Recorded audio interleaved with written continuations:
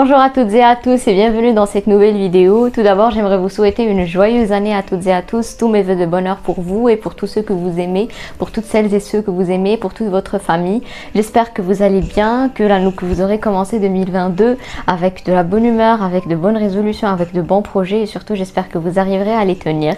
Je me suis dit que pour commencer l'année 2022, j'allais vous retrouver pour quelque chose de moins classique qu'un avis lecture ou un avis série ou un avis drama, des choses que vous voyez très souvent sur cette chaîne-là. Je me suis dit que j'allais vous partager quelques résolutions afin d'adopter une forme de routine de lecture quotidienne durant votre vie en cette année 2022. Ce seront des conseils que je me suis appliqués, en tout cas que je vais tâcher de m'appliquer dans l'année 2022.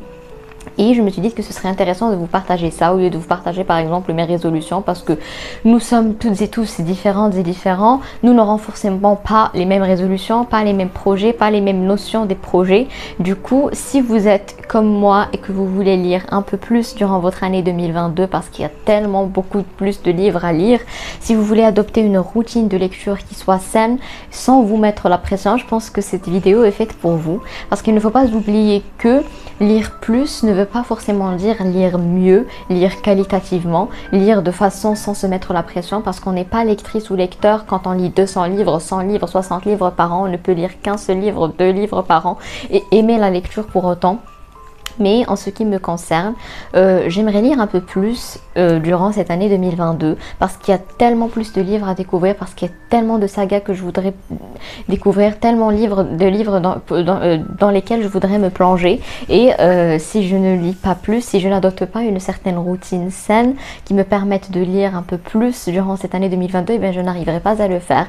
Donc avec moi dans cette vidéo, c'est sans vous mettre la pression, sans vous dire qu'on ne peut être lectrice ou lecteur qu'en lisant un certain quota de livres, non. Chacun lit ce qu'il peut, selon son temps, selon son envie. Donc ensemble, nous allons essayer d'adopter cette petite habitude parce que des fois, on se sent juste blasé, on est juste bien au chaud, emmitouflé dans son lit et on n'a pas envie d'aller chercher un livre. Donc comment en fait ne plus avoir cette paresse vis-à-vis de la lecture, comment tomber peut-être un peu moins dans des pannes de lecture, ce qui arrive à absolument tout le monde. Ça m'est arrivé beaucoup trop durant cette année 2021, donc c'est ainsi, c'est de quoi se parlera cette vidéo, c'est de quoi nous parlerons ensemble aujourd'hui.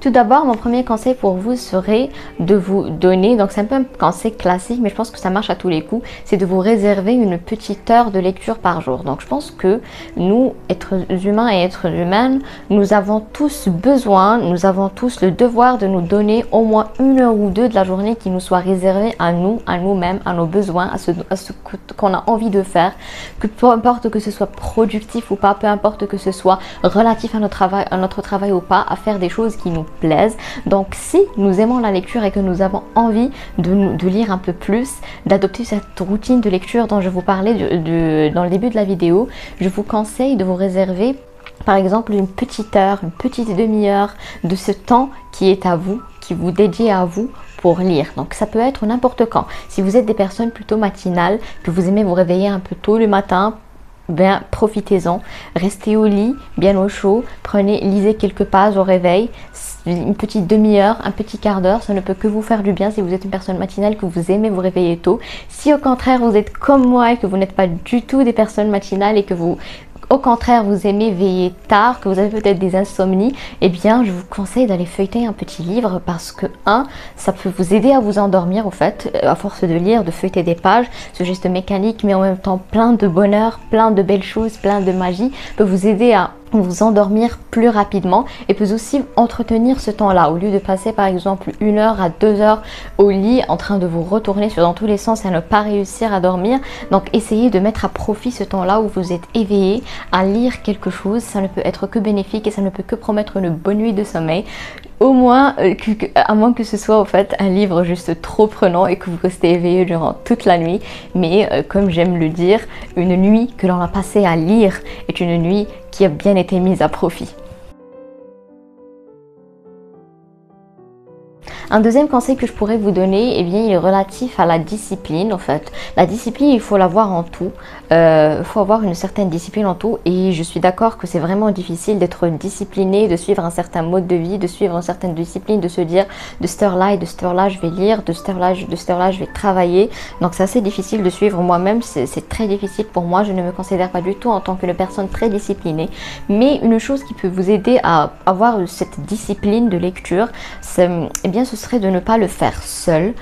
Si vous avez par exemple des amis dans votre entourage qui lisent aussi, qui aiment lire et qui veulent se mettre aussi, qui veulent lire un peu plus, qui veulent s'adapter une petite routine de lecture, eh bien faites ça ensemble. Choisissez peut-être des livres que vous voulez lire en commun,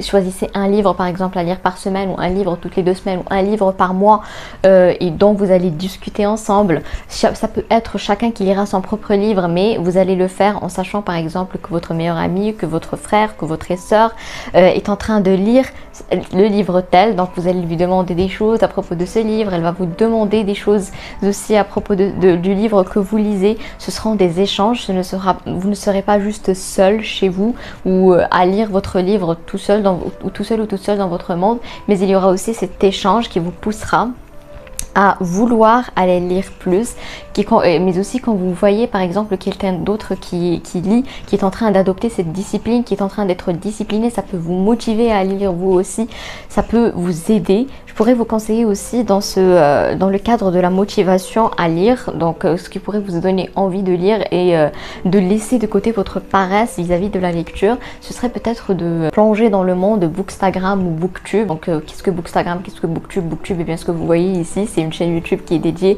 grosso modo aux livres. Et Bookstagram aussi, c'est une page Instagram qui est dédiée entre autres aux livres. Donc si vous suivez par exemple plusieurs booktubeuses, des booktubeurs, plusieurs bookstagrammeuses et bookstagrammeurs, je pense que ça pourrait vous motiver parce qu'il y a du contenu livresque que vous voyez H24, il y a des livres qu'on propose, il y a des retours, il y a des chroniques, mais attention, il ne faudrait pas tomber dans le côté toxique. Bookstagram et Booktube, attention, c'est une communauté extrêmement bienveillante, j'y ai rencontré des personnes juste génial, mais il ne faudrait pas tomber dans ce côté toxique qui est celui que quand vous voyez par exemple des nouveautés livresques partout et que tout le monde est en train de lire ces nouveautés livresques là, où vous vous sentez obligé d'aller les acheter alors que vous n'avez peut-être pas le budget, vous vous sentez obligé d'aller les lire alors que vous n'aimez pas forcément ce genre littéraire là, donc vous vous sentez obligé de rien lire. Si vous n'aimez pas, ne lisez pas, et là on se retrouve dans notre troisième conseil, et de lisez ce qui vous plaît.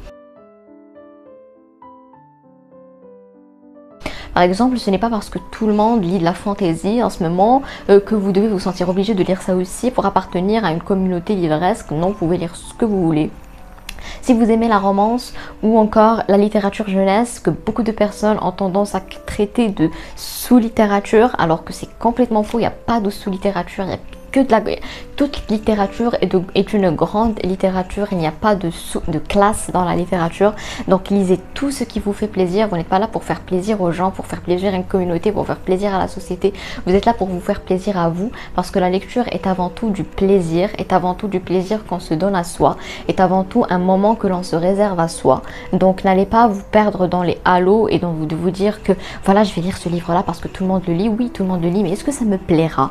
Est-ce que quand je le commencerai ça me plaira? Donc si vous commencez un livre par exemple qui ne vous plaît pas du tout et que ce n'est pas fait pour vous, eh bien lâchez-le, abandonnez-le. Il y a tellement de livres qui vont vous plaire dans la vie, et franchement la vie est trop courte pour lire tous ces livres là qui te plaisent. Donc abandonnez tous les livres qui ne vous plairont pas peut-être et lisez ce que vous aimez. Découvrez aussi de nouveaux horizons de lecture. Ne vous limitez peut-être pas à un seul ou deux genres littéraires parce que c'est tout ce que vous avez toujours lu durant votre vie. Vous pourrez être agréablement surprise et surpris de découvrir d'autres genres littéraires qui vous plairont, et quand ça ne vous plaît pas, eh bien lâchez. Ce n'est pas pour faire plaisir à quelqu'un, ce n'est pas pour suivre la mode sur Bookstagram ou sur Booktube que vous allez lire, mais c'est plutôt pour vous et vous seul. Un autre conseil que je pourrais vous donner, eh bien, c'est le classique, ayez toujours un livre sur vous. Eh bien oui, on ne sait jamais quand il y aura un cours d'annulé, quand vous aurez une heure creuse au travail, quand vous serez dans le métro, quand vous serez dans le bus, quand vous serez dans le train, quand vous serez en voiture, quand vous aurez du temps mort à tuer. Eh bien là, au moins, vous aurez toujours votre livre sur vous. Si vous jamais vous ne portez pas de grands sacs où vous pourrez mettre un livre, eh bien moi, je ne trouve aucun problème à se balader un livre à la main. On se balade bien un téléphone à la main, pourquoi on ne se baladerait pas un livre à la main? Mais si vous par exemple, vous êtes dans un endroit où il y a beaucoup trop d'embouteillages, où vous ne pouvez pas vraiment sortir un livre, eh bien ce que je pourrais vous conseiller, c'est d'aussi avoir des livres électroniques sur vous. Par exemple, ayez la version, si jamais vous pouvez la télécharger sur internet, ayez la version sur votre téléphone. Si jamais vous avez une liseuse, n'hésitez pas à l'utiliser. Certes, il n'y a rien qui remplace le livre papier, mais les liseuses sauvent la vie. Honnêtement, moi je voudrais m'en procurer une très prochainement, parce qu'il y a beaucoup de livres que je trouve par exemple pas très présents sur le marché, que je voudrais lire, et c'est très utile aussi. Ça ne prend pas beaucoup d'espace et vous pouvez lire n'importe quand, n'importe où, même le soir quand toutes les lumières sont éteintes. Je peux aussi vous conseiller les livres audio, et ça c'est un conseil que je vous ai déjà donné dans ma vidéo où je vous ai parlé des livres audio. Et si vous n'avez pas de livre sur vous, eh bien ayez un livre audio de télécharger, peut-être comme ça vous pourrez juste mettre vos écouteurs comme si vous écoutiez de la musique. Et bien non, c'est un livre audio que vous écoutez. Vous n'êtes pas obligé aussi de lire que des livres qui sont en rapport avec ce que vous étudiez ou bien avec votre travail. Si vous faites par exemple des études de médecine ou que vous êtes médecin, vous n'êtes pas obligé de lire que des livres relatifs à la biologie, relatifs à la médecine. Si vous faites des études de droit, vous n'êtes pas obligé de lire que des livres qui sont reliés à votre discipline, au droit par exemple. Donc franchement, lisez de tout, lisez ce qui vous plaît, lisez bien entendu des livres qui se rapportent à ce que vous êtes en train d'étudier, à ce que vous êtes en train de faire, mais ne lisez pas que ça. Si jamais vous n'avez pas envie de lire ça, et bien passez à autre chose, lisez carrément quelque chose à l'opposé de ce que vous êtes en train de faire. Ça servira qu'à vous enrichir, qu'à vous donner plus de choses, qu'à vous permettre de vivre de plus belles aventures, parce que franchement lire c'est juste magique, c'est une évasion vers d'autres mondes, c'est la conquête d'autres mondes, c'est juste une réalité alternative que vous êtes en train de vivre et qui est bien plus réelle que plusieurs personnes ne peuvent le penser et ne peuvent le croire. Donc je vous conseille de lire, et j'espère que cette vidéo vous aura un peu motivé, qu'il vous aura donné quelques conseils afin que vous puissiez lire un peu plus cette année 2022. Et je vous rappelle que, encore une fois, parce que c'est important de le rappeler, que ce n'est pas un nombre de livres que l'on va calculer à la fin de l'année, mais plutôt une expérience livresque. Qu'est-ce que ces livres m'ont appris? Qu'est-ce qu'ils m'ont fait vivre? Est-ce que je me suis sentie bien en les lisant? Donc ne vous dites pas que vous allez lire 60, 70, 80, 100 livres par an, et que si jamais vous ne le faites pas, c'est que vous n'avez pas, vous êtes un loser ou une loseuse. Donc pas du tout. Fixez-vous un objectif livresque par année, ça peut être très intéressant aussi, moi je l'ai fait. Mais si jamais vous ne l'accomplissez pas, donc ce n'est pas la fin du monde. Ne vous mettez pas de pression là-dessus. Si jamais vous n'accomplissez pas votre objectif livresque, ça va, ce n'est pas la fin du monde. Au moins vous avez profité de votre expérience livresque, vous avez lu des choses intéressantes qui vous ont plu. Donc allez-y mollo, lisez quand ça vous plaira. Essayez, quand vous n'avez pas envie de lire, ne le faites pas, mais quand vous avez envie de le faire, ne laissez pas la paresse vous pousser à ne pas le faire, parce que c'est souvent juste la paresse d'aller chercher un livre et de l'ouvrir qui intervient, mais dès que vous l'ouvrez, franchement tout est parti, vous êtes juste là, ce n'est que du plaisir, vous n'avez plus envie de refermer ce livre là. Je vous conseille franchement, si jamais vous n'avez pas cette routine là bien établie, moi aussi je ne l'ai pas encore, et j'espère qu'ensemble nous pourrons établir cette petite routine de lecture en 2022. Voilà tout le monde, merci beaucoup d'avoir regardé cette vidéo, j'espère qu'elle vous aura aidé, qu'elle vous aura donné quelques conseils, qu'elle aura été un peu légère.